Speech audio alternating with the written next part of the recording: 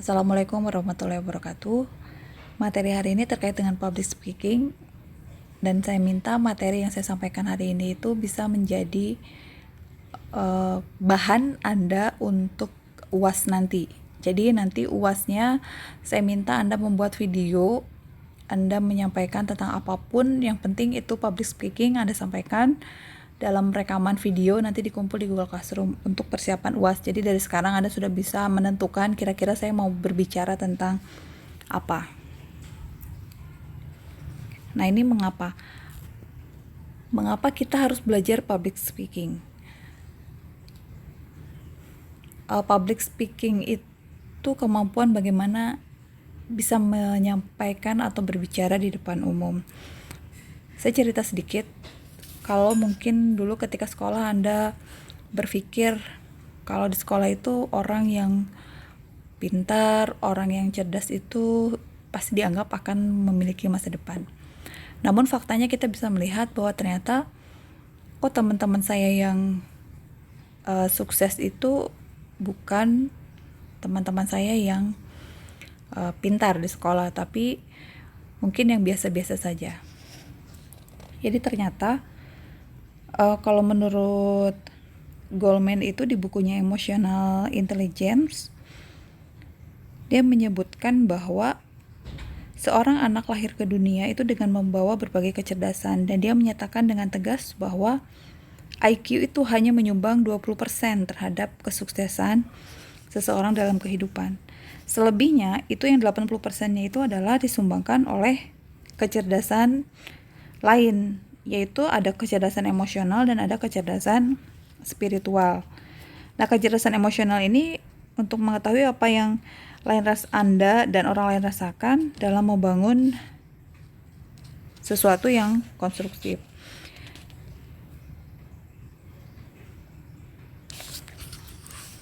Jadi ada survei, emang surveinya ini survei lama tahun 2002 tentang kemampuan komunikasi. Jadi survei nasional Association of Colleges and Employers 2002 di USA, dia memberikan survei kepada 457 pimpinan yang dianggap penting di dalam dunia kerja. Dan ternyata hasilnya dari hasil penelitian itu bahwa yang paling berpengaruh itu adalah soft skill. Di antaranya adalah kemampuan komunikasi. Tahun 2005 ada juga penelitian dari Employment Research Institute. Jadi hard skill itu hanya berkontribusi terhadap keberhasilan seseorang dalam kehidupan itu sebesar 18%.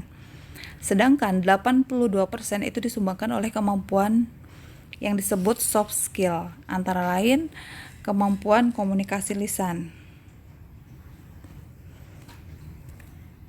Kemudian ada lagi penelitian oleh Asosiasi MBA Dunia yang dilakukan terhadap lulusan program MBA yang menyimpulkan bahwa soft skill antara lain kemampuan komunikasi lisan itu lebih berperan dalam peningkatan karir.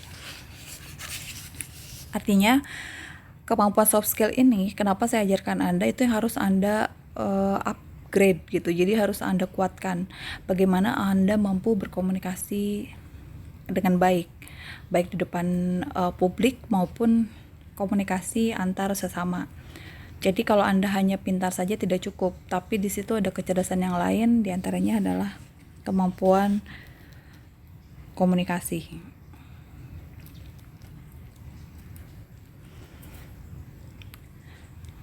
Ini ada kayak apa ya, dari Paul Argenti, Professor of Corporate Communication, bahwa if you want to be leader, you had better be able to communicate. Artinya memang komunikasi ini menjadi hal yang penting. Jadi tanpa kita sadari bahwa sebetulnya public speaking itu kebutuhan setiap manusia. Siapapun dan apapun jabatannya serta posisi dimanapun pekerjaannya, itu pasti akan membutuhkan kemampuan public speaking. Ada lagi penelitian di Amerika yang menyatakan bahwa 10 kiat sukses 50 orang tersukses di Amerika itu dikenal dengan 10 common traits of the best business leaders. Yang pertama itu passion. Yang kedua itu intelligence and clarity of thinking. Kemudian great communication skills, high energy level, egos in check. Kemudian inner peace, capitalizing early life experience, strong family life, positive attitude, focus on doing the right things right. Nah, kalau penelitian di Inggris, Amerika, dan Kanada itu ada 23 macam soft skill yang dominan di lapangan pekerjaan, yaitu dari mulai inisiatif, kemudian etika atau integritas, berpikir kritis, kemampuan belajar, komitmen, motivasi, kemudian bersemangat, dapat diandalkan, komunikasi lisan, kreatif, kemampuan analisis, dapat mengatasi stres, manajemen diri, kemampuan menyelesaikan masalah atau persoalan, kemudian dapat meringkas, bekerja sama, fleksibel, bekerja dalam tim, mandiri, mendengarkan, tangguh, berargumentasi logis, dan manajemen waktu. Nah ini, jadi kalau kita lihat dari semuanya, intinya komunikasi itu menjadi hal yang penting dari bagaimana menjadi orang sukses. Nah sekarang kita masuk ke apa yang dimaksud dengan definisi public speaking. Jadi public speaking itu the act of process of making speech in public. Jadi maksudnya apa di sini? Proses berbicara di depan umum. Untuk berbicara di depan umum itu kan tidak mudah. Terkadang mungkin Anda menganggap, kalau di kelas contohnya, ketika saya menyampaikan public speaking di kelas, belum tentu walaupun Anda ketemu dengan teman Anda setiap hari di kelas, tapi ketika saya suruh satu orang maju ke depan untuk menyampaikan apapun itu, biasanya cenderung sulit, terus kemudian ada rasa nervous, ada yang tangannya dingin, ada yang macam-macam lah, ada yang dia salah tingkah, kemudian gerakan-gerakan tangan dan lain-lain itu banyak saya temui gitu. Kemudian the art of science of effective oral communication with an audience, definisi yang kedua. Jadi seni ilmu pengetahuan tentang komunikasi lisan yang efektif dengan pendengar. Sebetulnya poin penting dari public speaking ini adalah bagaimana kita mampu menyampaikan maksud kita kepada audiens. Nah, itu bagaimana cara kita supaya bisa menyampaikan maksud kita kepada audiens, dan ini dibutuhkan kemampuan. Jadi tidak serta-merta Anda langsung bisa. Jadi ini semua adalah proses. Jadi Anda bisa latihan di rumah, kemudian caranya bisa belajar dari pengalaman. Ketika semakin sering Anda berbicara di depan, itu biasanya semakin terasa. Atau bisa juga Anda belajar dari pengalaman orang lain, memperhatikan. Mungkin Anda di antara yang Anda lihat pemimpin itu yang kemampuan public speakingnya itu siapa gitu kan. Atau Anda bisa melihat dari dosen. Dosen itu banyak gitu. Anda bisa melihat siapa yang mampu menyampaikan pesannya itu sampai ke Anda dengan mudah, dan mana yang pesannya itu sulit sampai ke Anda dan sulit dimengerti. Nah, itu salah satu kemampuan bagaimana dia mampu berkomunikasi dengan baik. Kemudian, cara yang ketiga yang bisa Anda lakukan, misalkan bicara di depan cermin, itu bisa Anda lakukan. Jadi di depan cermin itu Anda lihat ekspresi wajah Anda, dan Anda lihat itu di depan cermin itu jangan lihat yang lain, tapi lihat mata Anda. Jadi depan cermin, kemudian tatap mata Anda sendiri, kemudian Anda berbicara, kemudian Anda mengekspresikan apa yang akan Anda sampaikan. Jadi untuk latihan bisa dilakukan seperti itu. Nah, kemudian yang lainnya bisa juga bicara kepada siapapun yang mau mendengar. Misalkan Anda ketemu dengan adik, teman, itu bisa disampaikan.